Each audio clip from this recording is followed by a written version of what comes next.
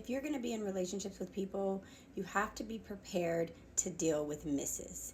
And I don't mean missing them because they're gone. I mean missteps, mistakes, miscommunications, misunderstandings, mishandling someone's feelings, or just missing a bid for connection. There's going to be misses if you are in relationships with people.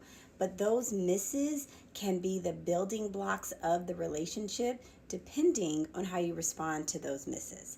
Is it the mature thing to do to let things go? Yeah, every issue doesn't have to be litigated, and every time somebody makes a mistake and a misstep doesn't have to be an indictment of their character. And the ability to repair is also a sign or a signal of emotional maturity.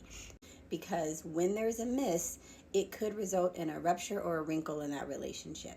That means that the connection that is typically there might be disrupted in some way, and what you do when that happens can really define the relationship.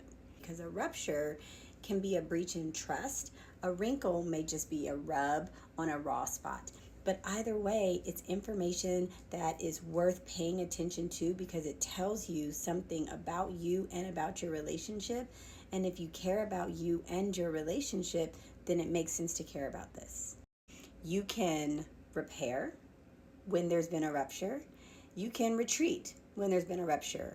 Or you can reprimand them when there's been a rupture. Just letting things go isn't necessarily going to strengthen your relationship, because if you're letting things go and you're also silencing, suppressing, shrinking, self-sacrificing, or self-abandoning, that is not going to bring about a stronger relationship. It's going to slowly start to deteriorate or break down the safety and the authenticity and the vulnerability and probably the intimacy in that relationship.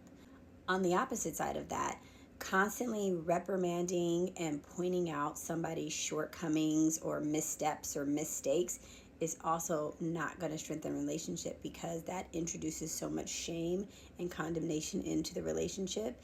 And shame brings defensiveness, and defensiveness blocks empathy, and empathy blocks understanding. And so now we are diminishing the level of connection and safety in the relationship.